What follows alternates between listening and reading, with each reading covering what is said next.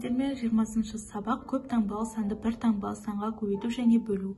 Бұл сабақта сен көп таңбалы санды бір таңбалы санға көбейту және бөлу амалдарын орындауды үйренесің. Бірінші есеп.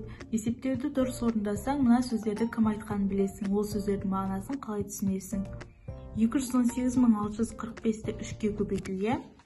218.645-ті 3-ге көбейткен уақытта 655.935 шығады. Ал 239.125-ті 3-ге көбейткенде 717.375 саны шығады. Қазір кім айтқанын білетін боламыз.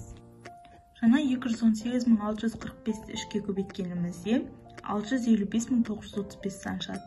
Егер ісің оңға басқанын қаласаң, ойланып барып кіріс. Оны бізде Абай Құнанбаев айтқан. Ал 239.125-ті 3-ге көбейткенде 717.375 сан шықты. Білімнің саны емес сапасы маңызды. Ең қажеттісін білмей-ақ өте көп білуге болады. Лев Толстой айтты. 2А. Есептеудің өзіңе белгілі тәсіліне қара. Көп таңбалы сандарды есептеудің қалай орындалғанын түсіндір. 203-ті 6-ға көбейткенімізде 1218 саны шықты. Ең бірінші 203-ті 6-ға көбейту үшін 6-ны 3-ге көбейтеміз. 18, 8-ін жазып 1 ойда, 6-ны 0-ге көбейтеміз. 0, ойдағымен 1, 6-ны 2-ге көбейткенде 12. Мұнда 2003 көбейту 6. 3-ті 6-ға көбейткенде 8, 6-ны 0-ге көбейткенде 3-ті 6-ға көбейткенде 18, 8-ін жазамыз 1 ойда, 6-ны 0-ге көбейткенде 0, ойдағымен 1. 6-ны 0-ге көбейтеміз 0, 6-ны 2-ге көбейтеміз 12, 12.018 сан шықты.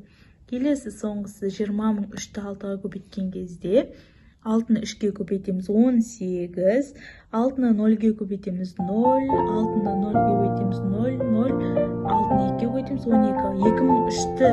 20.003-ті 6-ға көбейткен кезде 120.018 саны шығады. 2Ә жұптық жұмыс. Түсіндіре отырып, баған түрінде есепте. 2008-ді 6-ға көбейтеміз, 22.005-ті 3-ге көбейтеміз, 10.507-ні 5-ге көбейтеміз, және 7.006-ны 6-ға көбейтеміз. Мінекей, бізде 2008-ді 6-ға көбейткенде 6-8-ім 48, 4-ті ойда, 6-0-ім 0, ойдағымен 4. 0 болады, бірақ ойдағы 4-ті қосқанда 4. 6-0-ім 0, 6-2-12. Келесі, 5-ті 3-ге көбейтеміз 5, 5-ті 3-ге көбейткенде 15, 5-ін жазып 1 ойда, 3-0-ім 0, ойдағымен 1, 3-0-ім 0, 3-2-6, 3-2-6.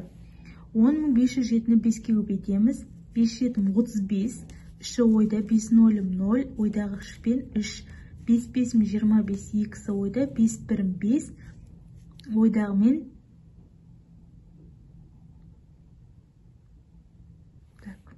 35, 0, 3 ойда 3, 5-5-ім 25, 5, дұрыс, 52. 7-ім 6-ны 6-ға көбейтеміз, 6-6-ым 36, 3 ойда, 6-0-ім 0, ойдағы 3-пен 3, 6-0-ім 0, 6-7-ім 42. 3А есеп. Түсіндіре отырып жазбаша түрде есепте тексер. 2010-ды 2-ге бөлеміз, сосын оны тексереміз, және 15.012-ні 2-ге бөлеміз, және оны тексереміз. Мына қатарды қазір бірге орындайтын боламыз. 2010-ды 2-ге бөлген кезде 1005 саны шығады. 1005-ті 2-ге көбейткенде 2010 болады. 15.012-ні 2-ге бөлгенде 7506, 7506-ны 2-ге көбейткенде 15.012 саны шығады.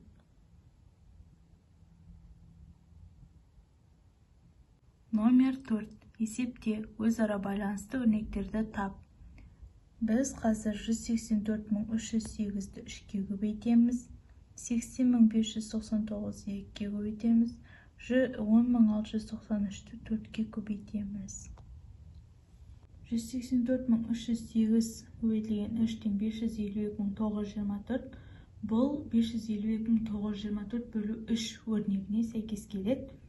Келесі 80.599 көбейту 2 161.198. Бұл 161.198 бөлу 2 өрнегіне сәйкес келеді. 10.693 көбейту 4 42.772. Бұл 42.772 бөлу 4 өрнегіне сәйкес келеді. Номер 5. Есепті шығар. Мектеп кітапханасының кітап қорын толықтыру үшін әрқайсысы 932 теңгеден 8 сөздік, 1758 теңгеден 5 энциклопедия және 784 теңгеден 7 ертегілер жинағы сатып алынды. Кітаптарды сатып алу үшін барлығы қанша ақша жұмсалды? 932-ні 8-ге көбейтеміз және 1758-ді 5-ге көбейтеміз. 784-ді 7-ге көбейтеміз және осы 3 өрнектен шыққан санды бір-біріне қосамыз. 932-ні 8-ге көбейткенде 7456, 1758-ді 5-ге көбейткенде 8790, 784-ді 7-ге көбейткенде 5488 сан шығады. Осы 3 өрнекті қосқанда 21734 саны шығады. Яғни кітаптарды сатып алу үшін барлығы 21734 теңге жұмсалды. 6-шы есеп амалдардың орындалу ретін анықта және есепте. Ең бірінші 98 бөлу 49 көбейту 50 тең болады. Минус 78 қосу 54 бөлу 18 көбейту 26. Минус 77 бірінші өрнекті шығарамыз. Амалдары міне қызыл ручкамен жазылып тұр. Бірінші, екінші, бесінші, алтыншы, үшінші, төртінші, жетінші. Қайсынан кейін қайсы орындалатыны. Ең бірінші 98-ді 49-ға бөлеміз 2 шығады.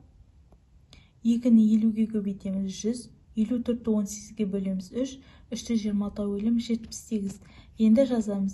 100 минус 78 плюс 78 минус 77. 100 минус 77 тең 23. Жетінші есеп есепті шығар. 660 теңгеге альбом, бояу және қарындаш сатып алынғаны белгілі. Альбом мен бояуға 585 теңге, ал бояу мен қарындашқа 300 теңге төленді. Альбом, бояу және қарындаш жеке-жеке қанша теңге тұрады?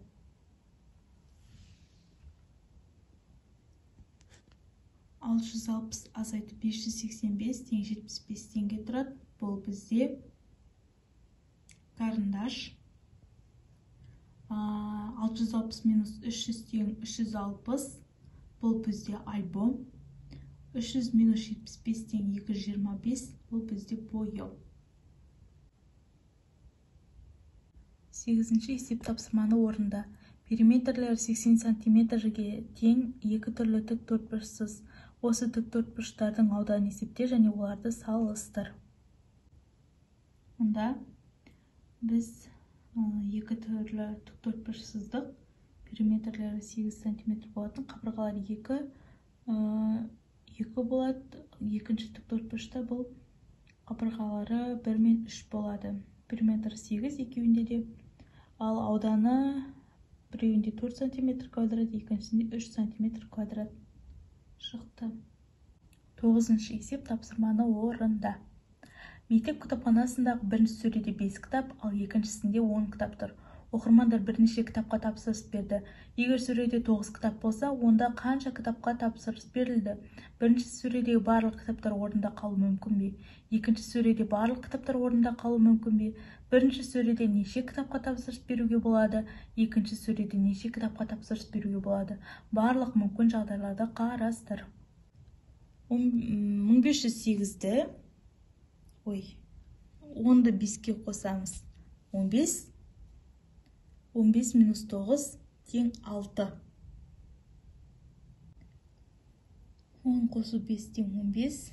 9-шы есеп бойынша 15 минус 9 тең 6. Екінші сөреден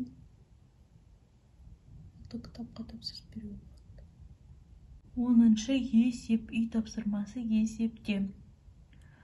1508 көбейту 8, 1204 көбейту 7 және 3007 көбейту 8 сандарын қазір шығарып көрсетеміз. 1508-ді 8-ге көбейткенде 12064 сан шығады. 1204-ті 7-ге көбейткенде 8428 сан шығады. 3007-ні 8-ге көбейткенде 24056 саны шығады.